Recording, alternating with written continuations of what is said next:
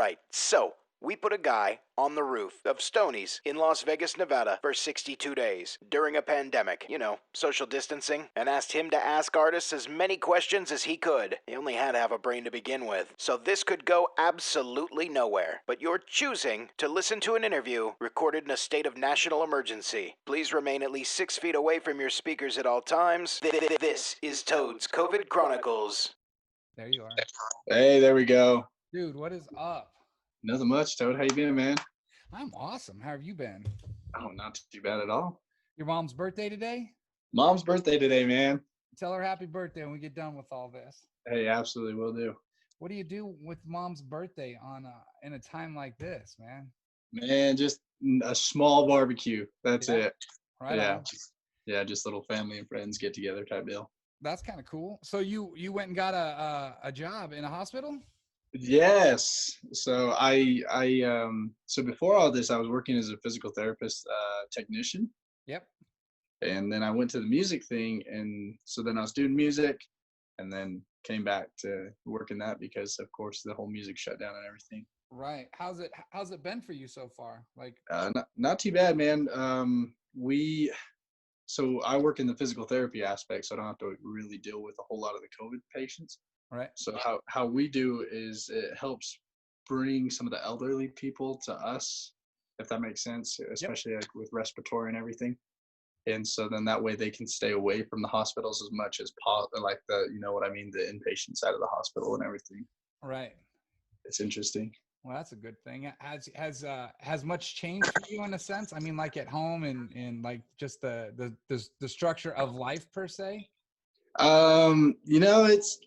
It's not really, man. It's of course, like, going to work and everything. It's a little interesting because I'm used to going out and playing shows, right. every week.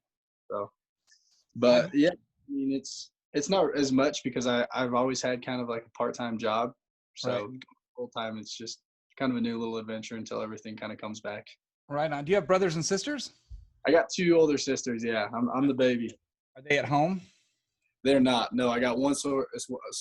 One sister, she's like a town away from us, and then the other sister, she's down in Macon, Georgia. Oh, right on. Dang, Macon. Yeah. Then we're old Travis Denning. That's where Travis is from, and right. Jason. Yeah, and you got your homage to Travis Denning on your ball cap right now. Oh man, yeah, he rocks the Bass Pro. So does Chris Jansen. So yeah, I'd have to say, every time I've seen him, Travis Denning, he's got that hat on. Every interview I've done with him, he's got the hat on. Like, it's his signature, man. He's the first guy that I really saw with it on. Right on. So, like, has your town changed much at all? Are you guys just kind of? Oh yeah, for sure. I mean, everything shut down. It's interesting because, being from this little small town, it's everyone, and so you kind of see their struggles straight up. Like my friend, they own a restaurant here in town, and they kind of had to close shop, and they're only open like Thursday through Saturday when typically they're open 7 days a week. And so, I mean, same as you guys have seen down there at Stoney's, they've had to shut a lot of the places down there down. And dude, it's crazy. I was gonna say, it's like, and I'm sure Vegas has never seen anything like that. Absolutely not, dude. Every casino's closed. There's not one that's open. There's not a That's bar insane.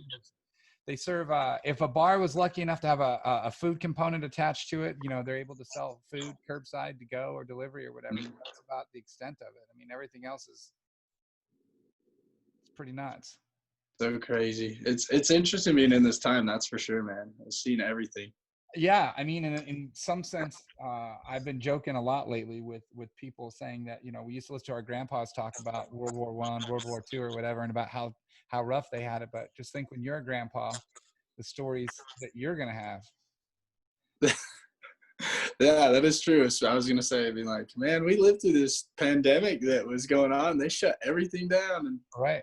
6 million people are on unemployment, it's insane. It's pretty retarded. I was actually just on Facebook not too long ago, and a buddy of mine that's a bass player posted something about asking, all these questions if he knew anyone that, had contracted it and deaths and all this other kind of stuff. And his approach to it is like, he's in disbelief that we've shut down a country and we've shut down a world based on something that there's other things out there that kill 2-3 times as many people, you know, and mortality rates even higher. So it's an interesting world. I don't get too involved with it because you can't win. You just can't.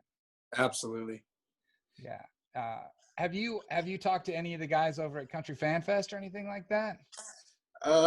Talked to Hal and Bracken and their new, I think he's their new promoter that they have signed on. I can't remember his name for the life of me, but super nice guy. Yeah. But I mean, they're still planning on going through with it out there in July because they figure it's the very end of July, early August. I think they're thinking they might be able to get away with it, which I hope so. I mean, because in a sense, I honestly think that'll be a lot of artists' first shows of the summer, you know, of the season. Yeah, I mean, I can tell you that I just got off the phone with CAA and we're moving our Muscadine Bloodline show that we had June 19th. We're moving it to October. Nice. I love Muscadine, dude. Those guys are amazing. Yeah, they are.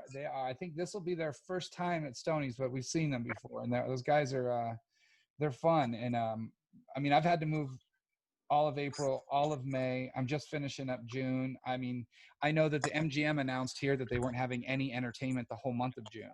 So even if they do open, I have no idea what's going to happen, you know? Yeah, exactly. I was going to say, if they do, then there's going to be nothing there for the people who are staying there in the first place. I mean, and our town has evolved from a gambling town into an entertainment town. So Absolutely.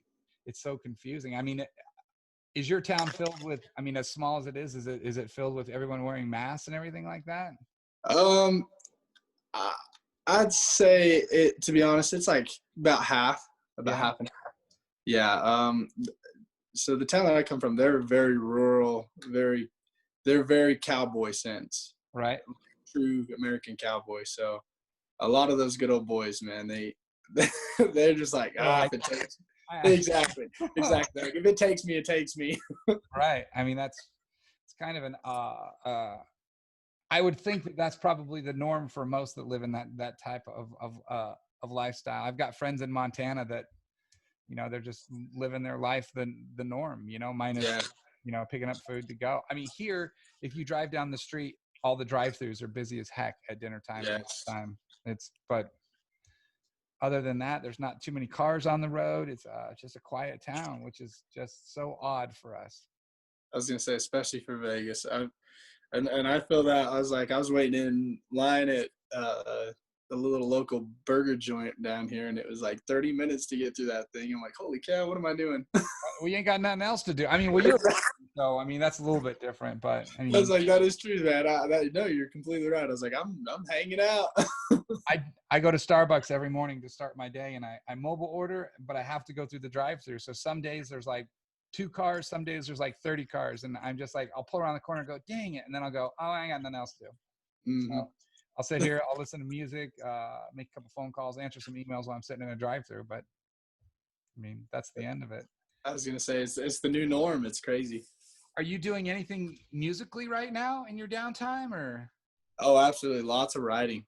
Yeah. Lots of writing, man. Yeah, no, it's I honestly think it's been good for me because I haven't actually had time to kind of just sit down because we've been so focused on trying to climb as best as we can because I mean we're an independent, an independent group and trying to bust through, the scenes a little bit. And so it's been good. We've been doing a lot of Skype writes and Zoom writes. Me and my buddy, his name's Gabe Walsh. He's played down there, somewhere down there in Vegas. I'm pretty sure probably on what do they have down there? Losers? Don't they have Losers in Vegas? They do. Yes, I was gonna say he's done the Losers down there, if I'm not mistaken. But so yeah, me and my buddy Gabe Walsh been working on some new music coming up. Working on some writes, and then I just got back some tracks from my producer Matt Garreau back out in Nashville. So I'm super excited because I've been working on this past year, trying to get a new EP or new album, little sophomore year album coming out. But yeah, it's been good for us. So will you? I mean, is that the goal? Like right when you get out? I mean, do you have more stuff to record right now before you put out new music, or are you just putting the final touch on stuff? No, absolutely, yeah. No, we have about 3 more tracks to put down, but other than that, once those 3 are done, they're going to be done. They were supposed to be done in April. In late April, I was going to fly to Nashville. Late April, early. Geez, what am I? I'm losing my May. Gracious. Yeah. So they were. I'm sorry. I'm losing my mind, man. So I was supposed to be there. I think it was like this last week. Yeah, because we're going to take my mom for her birthday. Right. Because she's driven through Nashville when she was helping my sister move down to Macon. But we were all going to go, kind of a little thing, but of course everything shut down. So we're like, what's the point of Broadway shut down, everything, all the fun stuff's done. So, but yeah, that's I'm sure that probably by the end of May, early June, that's probably what I'll be doing. Even if things are shut down, it don't matter to me. I don't go down there to party. Right. My dad does. That's actually pretty funny. Oh wow, dude! I just got a text message that the MGM Resorts laid off Bellagio, New York, and Excalibur property presidents. Oh wow, that's insane, man. Dude. It's just it's nuts to see what's literally going on and what the impact is really going to have. It really is crazy. Absolutely, it's really crazy. I mean. The crazy thing to me is that it's like no one's safe in this. You know what I mean? And when I say safe, I mean like safe from keeping their job. Safe from contracting the whole virus thing. It's interesting. Right. You know what? I've talked to a couple people that have been involved in some. You know who Casey James is? Casey James. He was on either The Voice or American Idol. I don't remember which one he was on, so now I'm gonna look. Is he a production guy? No, he's a singer. Oh, nice. He was, of course, it's not going to throw it right there. American Idol. Okay. He took 3rd place, but actually, so you know who Craig Wayne Boyd is? Yeah. Okay, so Craig Wayne Boyd, Casey James, a guy by the name of Adam Wakefield put together a trio, and they came through Stoney's not too long ago, right before the shit hit the fan. They came through, and I got to meet him. Super neat dude. Adam Wakefield, amazing guy. Craig Wayne Boyd obviously had been through Stoney's before, so he was a character. But Casey was saying during my talk with him that him, his wife, and his kids all caught this in January. Really? Yeah, and they all, hungered down then because they really didn't know what it was, and they're all fine today. So it's just kind of like, I don't. Exactly. It's like a toss-up, and a lot of people. That's another crazy thing is a lot of people have been saying, I had every single thing that was going on, same symptoms, shortness of breath with the flu-like symptoms. I'm like my grandpa was hospitalized back in February, the beginning of February, and like straight to the point where we thought he was gonna croak, and then he finally came back. Right. So it's like. And all the same exact thing. All the signs were the exact same as the COVID-19 virus stuff. Not this past Christmas, but the Christmas prior to that, I went to the ER room twice over Christmas. The day after and 3 days before, 103 degree temperature, in bed, shortness of breath, coughing up a storm. I think I ate 2 bags of cough drops just to get through 5 days started. And the doctors just said it's respiratory. That's all they said. But I just sit back and I'm like, how long has this thing really, really, really been around? Yeah. Absolutely. Well, it's like what everyone's been saying about the testing, it's like, we don't know how, the true numbers until everyone gets tested. And I mean, heck, I could have it right now and I have no symptoms. You know what I mean? Sure. You'd be a carrier, whatever they call it. Yeah, exactly. Dude, I'm sketched on the whole side of it of when they want to do the antibody test. What are they really doing? They putting a chip in you? Are they? Exactly. Exactly, man. It's like, wouldn't they already do? I know they listen to they're listening, right? Yeah. I mean, that's what I find so funny is when Heather and I, my girlfriend and I were talking the other day about, I told her I wanted to have sushi and I had some bluefin in my freezer. So I told her I was going to stop by this store and I was just going to grab some soy paper and we could just make spicy tuna rolls or whatever, something simple. Yeah. Dude, 15 minutes later, I'm on Instagram. I get served an ad for something to help me make a sushi roll, a product. And I was pissed. The product got delivered yesterday, so I did buy it. But the point was it how the hell did they know? Yeah, absolutely. They listen, man. It's insane.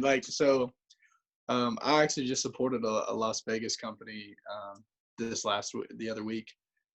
So I'm a big I shouldn't say big, but I'm a gun activist. Okay.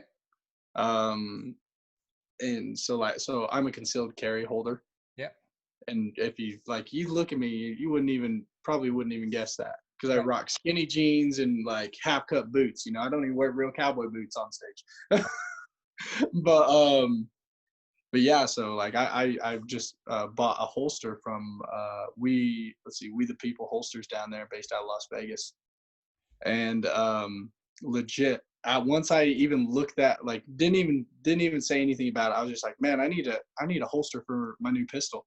Right. And they were the very first ones that popped up, and I was like, interesting. Didn't look up anything prior to that, and completely just got swarmed on. And now I have a bunch of different holster things that are popping up on my feeds. I'm actually looking at it right. I have I have a gun. I don't have Okay. a concealed carry permit, but I have it more. I bought a Gen 4 Glock 9 a couple years ago. Nice. Yeah, and it's right by my bedside. I mean, so it's like, I get it. I think everyone should have the right to protect themselves for sure. Absolutely. Yeah. I will tell you that I have a friend that once all this stuff started happening, he didn't want to leave his house too much, didn't want to go to the store, but he had no chicken. So I went to the store and bought a bunch of chicken, and he brought me bullets, and we traded chicken for bullets. That's some Western stuff right there, man.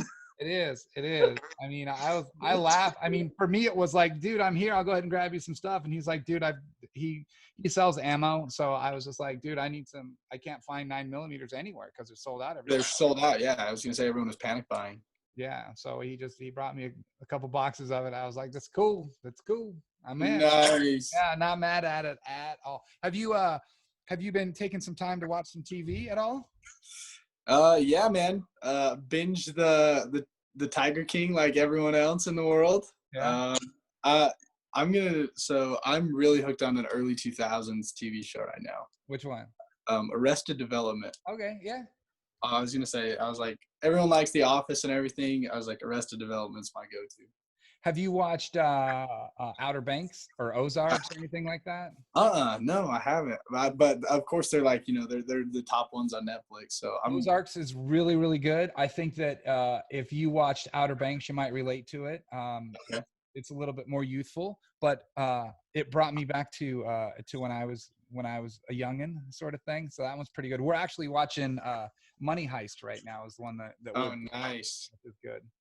But yeah, I haven't watched Arrested Development in a long time, man. Long time. I told you, I was like, for some reason, I'm like, I'm going to watch this, give it a shot. Why? I mean, what did someone that was watching it, or just Yeah, exactly. So my friend, his name's Scott, he's like, yo, man, you gotta check this show out. And I was like, why? I was like, I don't watch TV. And he's all, well, we're in quarantine, so you might as well give it a shot. And I was like, all right, whatever. And I don't like The Office. I've watched The Office for some reason. I'm one of those people who can't get into it, which is really interesting because Arrested Development is like shot just like The Office, kind of cameo type style, same exact thing. Right. Exactly, But the humor's different in Arrested. Exactly. Yeah, exactly. And so I'm like, all right, I like this show. Funny. The Office, I think, is sarcastic, smart humor in that sense, and it's Arrested Development is yeah, I used to watch that show a long time ago. That's pretty funny, dude. Yeah, 20 years ago, I think I used to watch that show. But whatever. Yeah, when it actually was on regular TV, I think I spent time watching it. Yep. What do you see the future of live music being like? I know that you're pretty well versed on festival style stuff, just because that's where I met you. But do you think if they do pull it off, it'll be similar? To be honest, man, for the next I'd say probably about 2 years, I would say that if they do festivals, or what I would probably think and would probably be a good idea if they did do festivals is, and this is going to sound like very tedious work, but it's like, in the safety of the artists and, everyone, like the vendors and everyone there, like you guys had a booth out there. Yep. At FanFest, didn't you? So in all safety of them and everyone that's attending, I would do screenings, not like testing or anything like that, but just say, hey, have you had these symptoms? Have you been exposed to these Sure. symptoms? Stuff like that. I could honestly see that being like happening at festivals in order to keep them going. Right. Within like I said, the next year and a half or so, just because they think that we're going to get another spike in October, whatever it may be. But I mean, I could see them going to those types of measures. But I have no doubt that within the next year and a half or so, everything's gonna just go back to how it was before. Because, like you said, how you said you had that friend who was like, other people, other cases of whatever, Yeah. have higher death rates and all this stuff, which I completely agree. I mean, heck, walking out on the sidewalk could kill you. Dude, I think my favorite one is like, so my buddy owns a bar up in northern Nevada, and our governor came out last night and talked and said that he wasn't opening bars, but you can walk into a Walmart. Yeah. You can walk into a CVS. There's more. A lot of times, there's more people in a Walmart than there is in a small bar. Yeah, I mean, and I just like sit back and I'm like, man, I think that a smaller bar, you have the ability to actually set it up to this is open, this is not, this is open, this is not, and just keep people separated in that sense. But man, I don't know. People are going to start to get angry. Hopefully there's not a rebellion in that sense. I don't think there's been enough time for that to happen. But at the same time, it's kind of like, dude, what the hell's going on, man? I was going to say, especially with these, so they're starting to do those protests and everything like that. Like they're not major, but they're definitely, kind of in the eye, of course, of the public and everything. But no, I totally agree. Like, so one of the bars out here in my town, it's probably, I'd say 100 people max. It's tiny. Right. And they're opening back up. They're allowed to open back up here. But everyone has to wear a mask, and I'm curious on how that works. You know what I mean? What, the patrons and the employees? Yep, everyone. How the hell do you drink? That's what I'm saying. I was like, you gonna cut a little, a little hole for a straw or some shit? It's gonna be weird, dude. I mean, I was thinking about it. I saw a photo online a couple days ago. A bar, I believe it's not a bar, a casino that's a river casino, and they were showing a blackjack table where the table's there and there's a sneeze guard in the front and there's two on the sides, and they're saying you can't touch the cards or the money, and you just kind of like sit there and go, yeah. I mean, like what that's just not an experience that I don't think anyone wants. Exactly. I absolutely agree. And I couldn't imagine people coming into Stoney's and going, the bartender's got gloves on and a mask, but how often are they going to change their gloves? And like, it just it doesn't. And it's so funny. I've seen some stuff online that people are the bartenders and they're like, yeah, I hope we get to wear a mask when we bartend, so that way we don't have to listen to the patrons say, why don't you smile a little more or something like that. I just like, hey, hold on. I got some masks for you bartenders. Hold on. Bam. There you go. Dude, right there, baby. That's the way to do it. That's actually creative, man. I haven't seen that one. Man, we got standard, we got apple, we got peach. The peach was the hardest one to find, but we got them all. I'm not saying that I've got cases and cases of peach crown at Stoney's, but we do. Did you make those? A friend of mine did, yeah. That's awesome, dude. I think that's so we're big we're a big Crown, family, and I don't know why, but yeah, so they're like, hey, give us a few of your bags and we're gonna make you something special. And I was like, oh cool, like a quilt or something, Right. I know something, a small blanket, and then all of a sudden bam, a bunch of masks. I'm like, this is perfect. It is perfect. I mean, like that, because you can wash it. You're good. Yeah, exactly. Well, and believe it or not, that actually has a little filter on the inside of it too. They put them in there?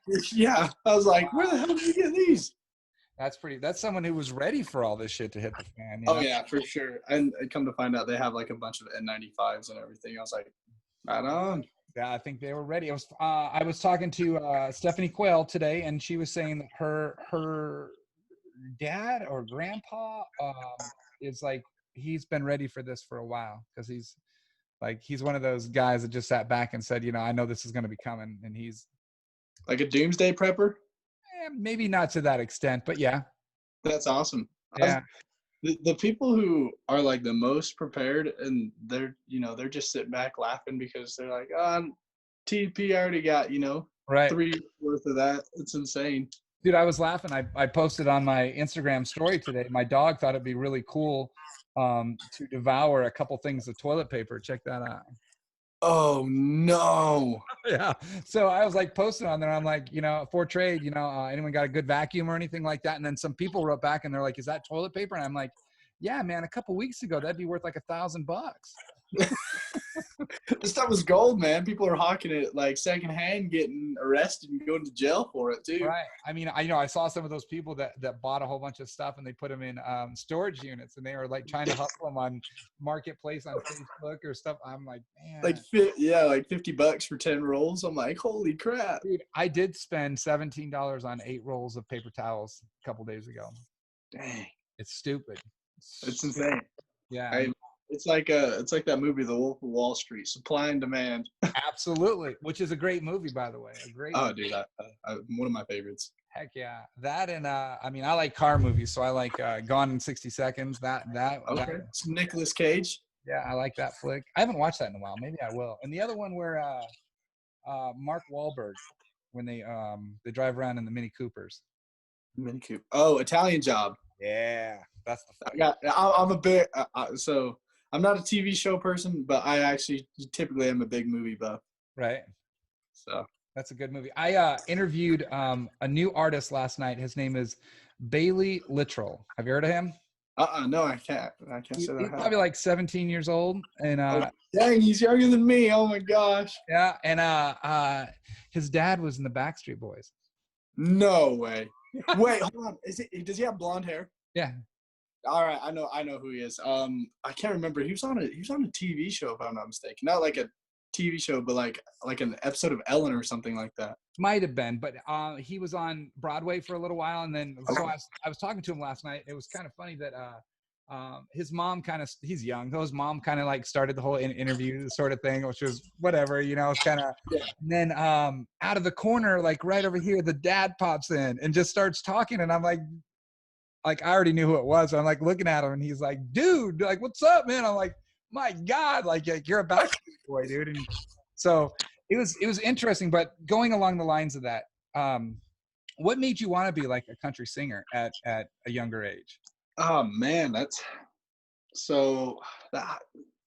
I grew up on a lot. So I'm not gonna be a fake poser and say I grew up on Waylon and Willie, because I didn't. I mean, right. I'm 23 years old. I grew up on George Strait and Alan Jackson, right? Shenandoah and those guys. That and just a typical Sunday morning or what have it be, weekend morning in my household is we had CMT going on. Right. And that's due to my mom and my dad, and they absolutely love country music. My dad is the one who showed me who Keith Whitley was, and I love Keith Whitley. He's like a god in my eyes. His son played at Stoney's. Really? That's awesome, man. Yeah. But anyways, so yeah, my mom and my dad were the main reasons, just because of the musical influences that they, brought into my life. Right. So for sure. That's kind of cool. At what age do you think that you started to play and realize that's what you wanted to do? So I feel like I started late compared to a lot of people. I started playing guitar at 15 and singing at age 17. Oh, right on. Yeah, but I feel like when it came to the music side, for some reason it was always country, and especially when like 2015, when Sam Hunt really hit the state, like the scene. For some reason, I just was really drawn to the way that he was able to portray his stories in his music. Did are you talking like Body Like a Back Road, like that sort of time? No, or before? No. I'm talking like Montevello or Between the Pines. There you go. I'm an early Sam Hunt fan. I'm not just a big fan because he released House Party. So I first really listened to him, and it was House Party and Body Like a Back Road, and then I was taking a trip down to San Diego, and someone told me to listen to Behind the Pines, and yeah. I did, and I was like, oh my God, like this guy's got like I think there's 4 number ones on there.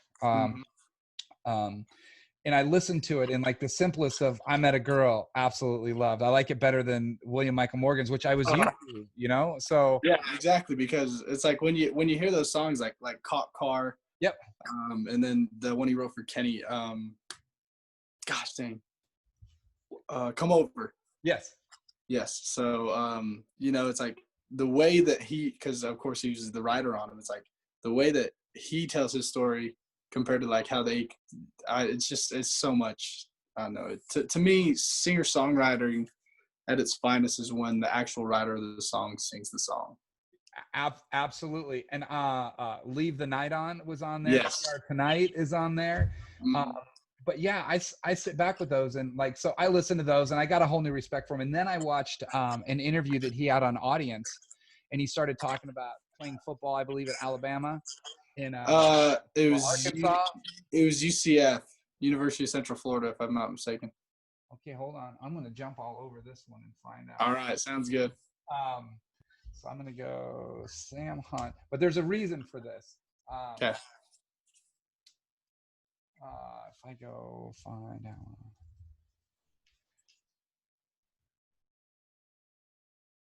Okay, so he was a quarterback at Middle Tennessee State University from 2003 to 2004. He dressed for every game in 2003 but did not play.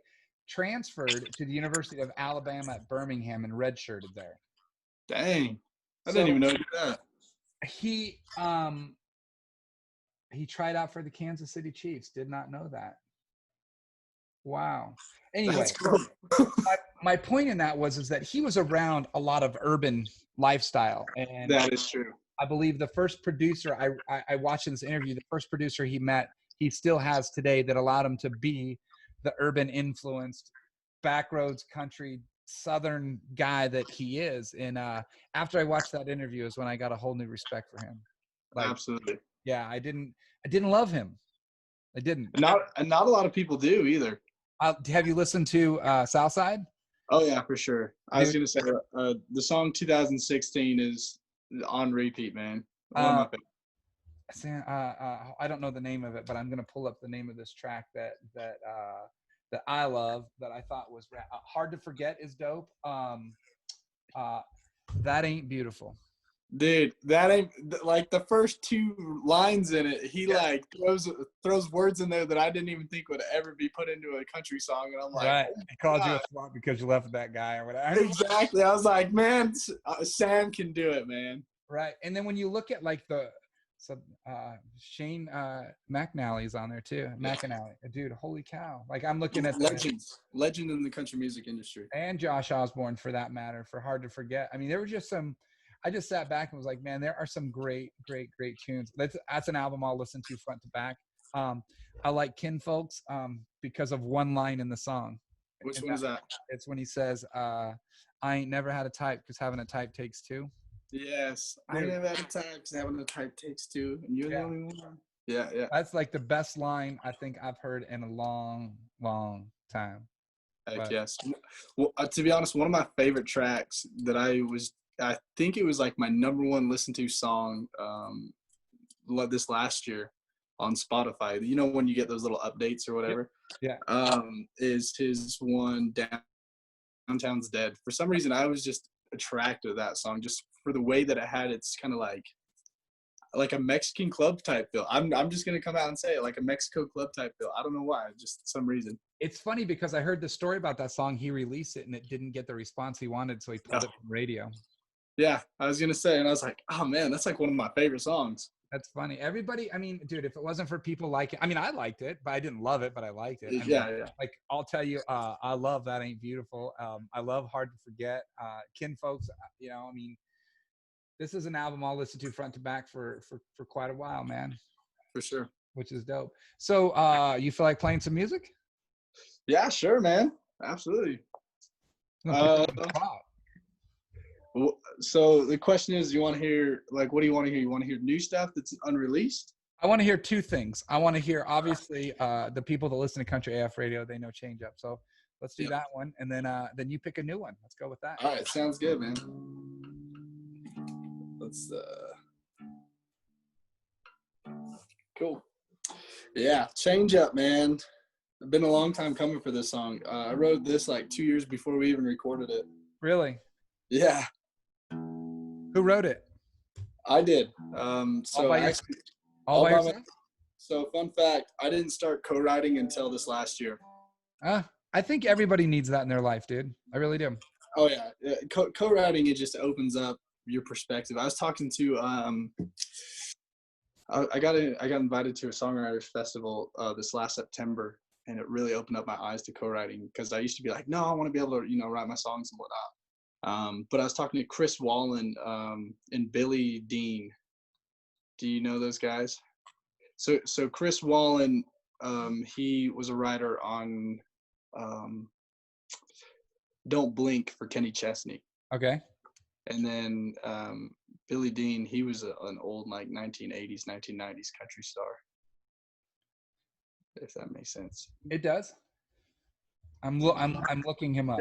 Sounds good. I absolutely love that guy, man.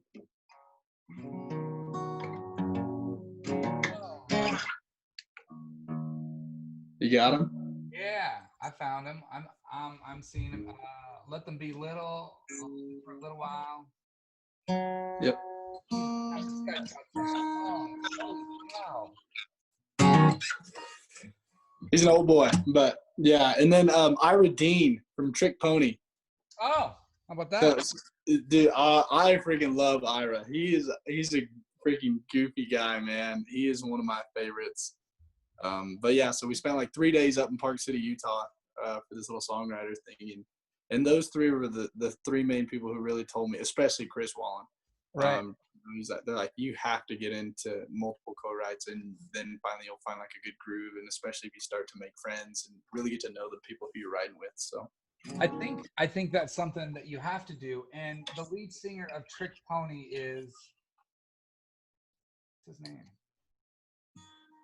Was it him? Is that Ira Dean? No. Oh, no, Keith. Ira, Keith yeah, Burns. yeah. So, I was gonna say I was the bass player. yes. So Keith Burns and I have sat down and had a conversation in Nashville at the Hutton, because that's the place. Oh, okay, like the hotel. Yeah. Okay. Him and I met at the bar a couple times and have just shot the shit. He is such an interesting dude and does more than what most people might think he does. Mm-hmm. Yeah. But I see who Ira Dean is now. That's kind of funny. I like Keith Burns. He's an interesting fella. But that's kind of funny. Wow. Okay, so go ahead. You were saying you got invited down there and you wrote with them?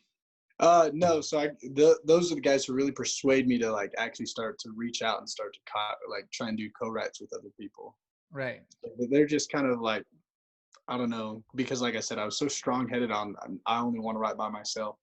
And then when I started talking to those guys, like they're like, no, you need to get out and you need to start writing, and which prompted me to go out and find my buddy Gabe and my friend Landon McGee, who we wrote some tracks that are going to be coming out with. And so now instead of going to Nashville and just having this thought of, oh, I'm here to record, and hang out on Broadway, it's like even some of those Broadway, musicians I go up to them, I'm like, hey man, play us an original, and then I hear what they have, and then it's like, hey, you want to catch a write, and let's see what we can do. I think it's the smartest way to do. I had an artist that has come through via a friend that played at Stoney's, and I sat down with him, and he refuses to write with somebody else. Refuses. Yeah, just says that he can do it himself. And I'm like, well, I guess if you were that good, you'd be on top of the world, but you're still here. So exactly, like well, even Instagram, I've utilized that. Like I hop on these, kind of up and comers, but have already kind of broke the scene. Right. I messaged him on Instagram like, hey, are you up for a write? I'm trying to think of who the latest one was. Kane Cox. Okay. I messaged him on on one of his Instagram's lives, and I'm like, hey man, you want to get together and write? And he responded back, yeah, sure, man. Let's get like a Zoom write going. And I was like, cool.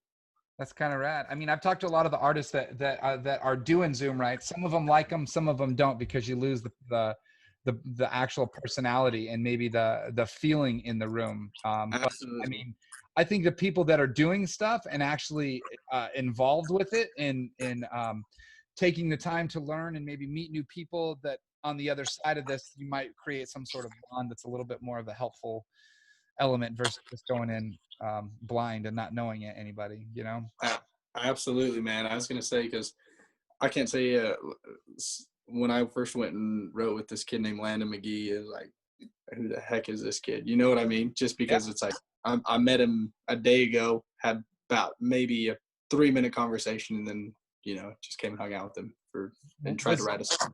Was that your first write co-write with Yeah, someone with him? yeah, absolutely. Yeah, that was my very first co-write with him, and we No, wrote I a song. meant in general. Was that your very Oh, in general. Oh, no, that was my first co-write. No. Okay. My first co-write was with actually a buddy of mine who doesn't even play music at all, which is really interesting. I was like, hey, man, you want to write a song? He's like, yeah, sure. Well, he plays the ukulele, but you know what I mean? He's not Sure.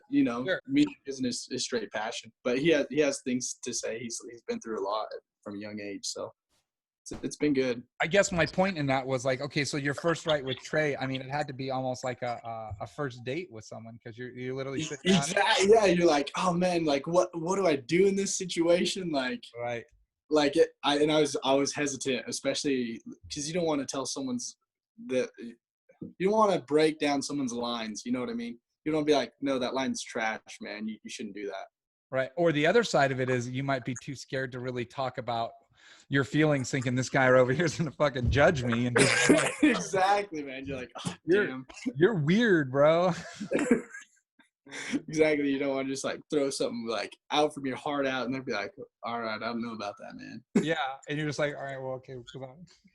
No, but it like I said, on the end of it, we came out with a really good song, and I'm super excited for people to hear it.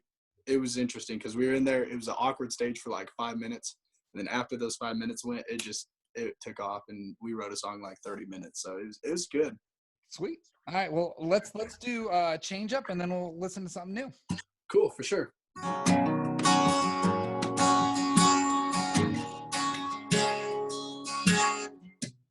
It ain't like me. Get all crossed up to let down some more something. Your different story. You got what it takes to make a guy like me want. She was sipping on the car, don't stop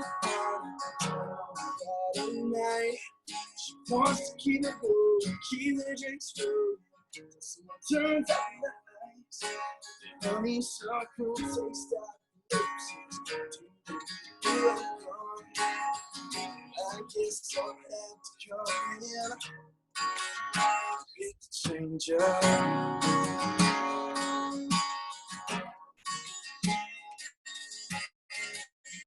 Yeah, got me on these bases like I'm in a bed. Girl, won't you slide on over like I'm sliding in a bed? I'm taking my shots, my stride out on a phone. You know I'll do anything to back home. She's sitting on the car, don't stop. Night.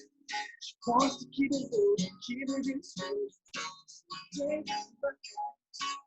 Honey, stop, won't say stop. I guess I'll have to come in. Get the change up.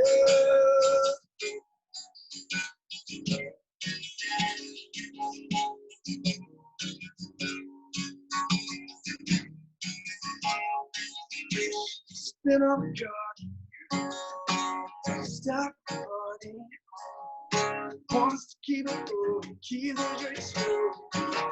Turn back the lights. She was spin on God, don't stop. Night. Wants to keep it moving, keep the drinks moving. Turn back the lights. Only stop, won't say stop. Give up all. On this side, come here.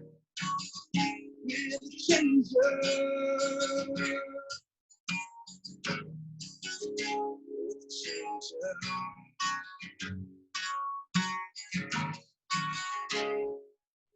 Dope.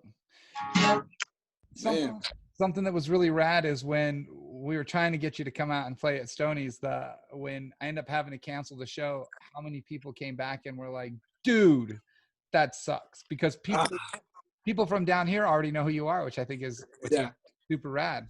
I was like, I had this lady from UNLV message me, and she's like, "Wait, you're not coming back? You're not coming down to Stoney's? Got canceled?" I was like, "No," and she's like, "Damn it, this is my senior year, and I'm moving back." I was like, "Well, you better make sure to, if we do, hopefully we do, schedule a new show down there, that you better come out." And she's like, "For sure." So I was like, "Yes." We'll get it done for sure. Heck yes. Yeah. What's the new track called? The new track. So I'm gonna play you what's gonna be my next single. And it is called Rock Gut. Rock Gut. Rock Gut. Like Rock Gut beer, man. Okay. What do you consider Rock Gut beer is the question. I don't even know what that is. You don't know what Rock Gut beer is? No. Urban Dictionary, that crap, man. A Colt 45 is an example? Like trashy beer that makes you feel terrible the next day. Got you. So you're that would be like super, okay, got it. Okay, not just cheap but terrible liquor design, mostly to get you wasted and not much else. Exactly. Cheap whiskey. So to me, well, not just to me, but to a lot of people, like Coors, which is interesting because a lot of people like Coors Light, but they like a lot of people who drink like, your Bud Lights and your Budweisers and stuff like that. They look at like Coors Light as like a Rock Gut beer. Your Miller Lights is like a Rock Gut beer. Right.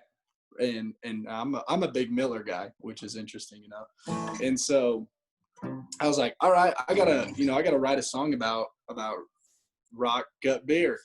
And I remember I showed it to my mom. My mom's like one of my biggest critics. She'll tell me, she'll be like, "That's a good song," or then she'll be like, "That's terrible. You shouldn't write that. That sucks." Right. Which I love her to death for. She's straight up. And she's not like most moms who are like, "Oh, it sounds great," Yeah. Biased. Exactly. And so, but anyways, I showed her this, and she's like, "It could be better." And this was like I said, this was about a year and a half ago. When I was writing this. And so it took me almost a full year to kind of finish this song, because I just finished it back in January. So it was interesting enough. And then we flew back in February to Nashville, recorded it, cut it, and now we're getting ready to release it here soon, or find a release date for it. So sweet. I'm excited. All right, let's hear it. Cool. All right.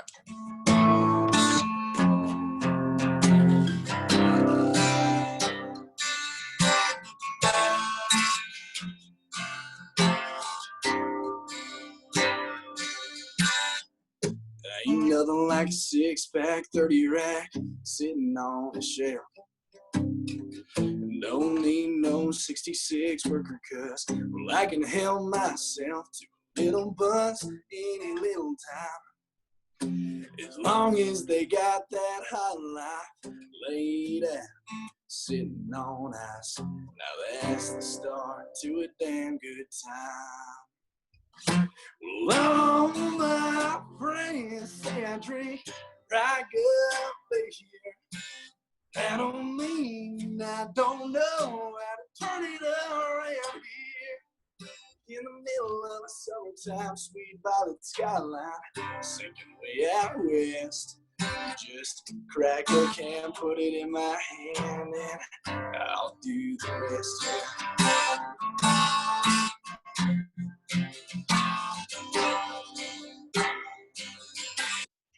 Everybody's got that drinking, but he waits until the mountain turns blue.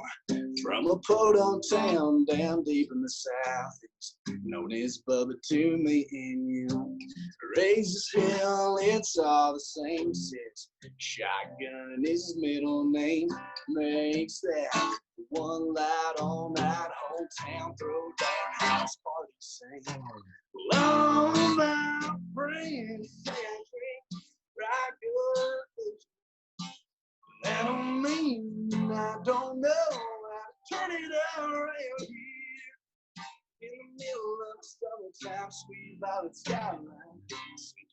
Yeah, west. Crack a can, put it in my hand, and I'll do the rest. Oh,